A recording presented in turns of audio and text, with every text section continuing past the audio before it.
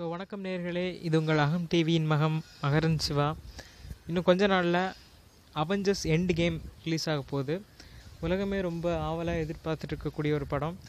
இந்த இவ்வளோ ஆவலுக்கும் எதிர்பார்ப்புக்கும் காரணம், கிட்டத்தட்ட 11 வருஷமாக இதோட சீக்வல்ஸ் ரிலீஸ் ஆகிட்டே இருக்குது. 11 வருஷம் கழித்து முக்கியமான படமாக இந்த எண்ட் கேம் ரிலீஸ் ஆகுது. ஆல்ரெடி 21 படம் இந்த சீக்வன்ஸில் வந்துருச்சு. இந்த சீக்வன்ஸில் மார்வல் கொடுக்கக்கூடிய 22வது படம். நிறைய பேர் இந்த 21 படங்களையும் பார்த்துருக்க மாட்டீங்க. அப்படியே பார்த்துருந்தா கூட சில பேர் ரொம்ப லாங் டிஸ்டன்ஸ் கேப்பில் பார்த்துருப்பீங்க. ஏன்னா இந்த சீரீஸோட ஃபஸ்ட் மூவி 2008 வந்துச்சு. அதுக்கப்புறமா 22வது படமாக இது 2019 வருது. இந்த டைம் கேப்பே நிறைய பேருக்கு நிறைய விஷயங்கள் மறக்க வச்சுருக்கோம். இல்லைனா நிறைய விஷயங்கள் நீங்கள் கவனிக்காமல் விட்டுருப்பீங்க. அந்த மாதிரிப்பட்ட விஷயங்களை தெளிவுபடுத்தி நீங்கள் எண்ட் கேம் பார்க்கும்போது உங்களுக்கு முழுமையாக படம் புரியணுங்கிறதுக்காக தான் இப்போ இந்த video captain America and iron man இவங்க 2 பேரை பற்றி தான் பார்க்க போகிறோம். இந்த 2 பேருக்குமே லிங்கான கேரக்டர்னு பார்த்தீங்கன்னா ஹோவர்ட் ஸ்டார்க், அதாவது கேப்டன் அமெரிக்காவுடைய கேர்ள் ஃப்ரெண்ட் பெகி கேரக்டரோட ஃப்ரெண்டு தான் ஹோவர்ட் ஸ்டார்க். ஹோவர்ட் ஸ்டார்க்கோட பையன் தான் Tony Stark, the iron man. இந்த கேரக்டர் தான் இவங்க 2 பேருக்கும் காமனான கேரக்டர்.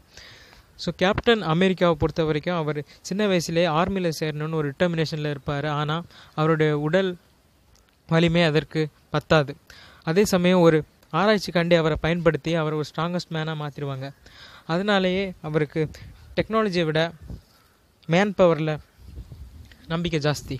அதே சமயம் டோனி ஸ்டார்க் சின்ன வயசுலேயே சயின்ஸ் அண்ட் டெக்னாலஜியில் மிகவும் ஈடுபாடு கொண்டவராக இருந்தார். அதனாலே பல சயின்டிஃபிக் ரிசர்ச்களை அவரை பண்ணி அவரோட கம்பெனியை பெரிய லெவலில் டெவலப் பண்ணிகிட்டு இருந்தார். கேப்டன் அமெரிக்கா தன்னுடைய நாட்டுக்காக உயிர் தியாகம் பண்ண துணிஞ்சவர். ஆனால் அவர் உடம்புல செலுத்தப்பட்ட இந்த ஸ்டீராய்ட்ஸின் காரணமாக அவர் பனி பிரதேசத்தில் போய் தொலைஞ்ச பிறகு கூட அந்த பனியில் உறைஞ்சதுனால அவருடைய உடம்பும் அழுகாமல் இருந்துச்சு. அதே சமயம் அவர் உடம்புல இருந்த ஸ்டீராய்ட்ஸ் அவர் உயிரை போகாமல் பாதுகாச்சு. இதனால் ரொம்ப வருஷம் கழித்து திரும்பவும் அவர் உயிரோட வந்தார். உலகம் எவ்வளோ மாறினா கூட கேப்டன் அமெரிக்கா தன்னுடைய நாட்டுக்காக போராடின ஒரு போராளியே தான் அவரோட வாழ்க்கை முழுவதும் அவருடைய நினைவுகள் இருந்துச்சு. டோனி ஸ்டார்க் தன்னுடைய வாழ்க்கையை ஒரு பணக்காரனாகவே வாழ்ந்துட்டு வந்தார். திடீர்னு ஒரு முறை அவர் உருவாக்கின ஆயுதங்கள் எல்லாம் உலகத்தில் பல பேரை அழிக்கிறதுக்கு ஒரு உதவி செஞ்சுக்கிட்டு இருக்குங்கிற விஷயம் தெரிஞ்சு அதை தானே தடுக்கணும்னு முயற்சி பண்ணார். அவரோட ஆயுத விற்பனையெல்லாம் நிறுத்திட்டு அவரே தனக்காண்டி ஒரு சூட்டை உருவாக்கி அது மூலமாக மற்றவங்களை காப்பாற்றணும்னு முயற்சி பண்ணார். இந்த 2 கேரக்டரும் அவெஞ்சர்ஸ் ஃபஸ்ட் பார்ட்டில் தான் முதல்ல சந்திச்சுக்கிறாங்க. அப்போவே அவங்களுக்குள்ள கருத்து வேறுபாடுகள் வருது. அதன் பின்னர் தான் தெரியுது ஸ்டீவ் ரோஜர்ஸோட சின்ன வயசு ஃப்ரெண்டு தான் டோனி ஸ்டார்க்குடைய அப்பா ஹோவர்ட் ஸ்டார்க்கையும் அவங்க அம்மாவையும் கொண்டு இருக்குதுன்னு. இது தெரிஞ்ச உடனே 2 பேருக்கும் ஒரு ப்ராப்ளம் வருது. அதுதான் சிவில் வாருடைய கதை.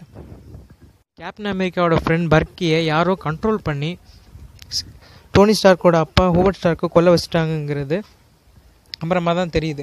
இருந்தாலும் டோனி ஸ்டார்க்குக்கு பக்கி மேலே இருந்த கோபம் அவரை சும்மா விடவில்லை. டோனி ஸ்டார்க்கிட்டேருந்து அவரை காப்பாற்றுறதுக்காண்டி 2 பேருக்கும் ஒரு மிகப்பெரிய சண்டை வருது. அந்த சண்டையோட முடிவில் கேப்டன் அமெரிக்காவும் டோனி ஸ்டார்க்கும் பிரிஞ்சு போயிடுறாங்க. அந்த சமயத்தில் கேப்டன் அமெரிக்காவோட ஷீல்டு டோனி ஸ்டார்க்கோட அப்பா கொடுத்ததுங்கிறதுனால அதை எடுக்கக்கூடிய தகுதி உனக்கு இல்லைன்னு சொல்லி டோனி ஸ்டார்க் கேப்டன் அமெரிக்காட்ட சொல்கிறார். அதை கேட்ட உடனே கேப்டன் அமெரிக்காவும் அந்த ஷீல்டை அங்கேயே விட்டுட்டு போயிடுறாங்க. இந்த சம்பவத்துக்கு அப்புறமா 2 பேரும் மீட் பண்ணவே இல்லை.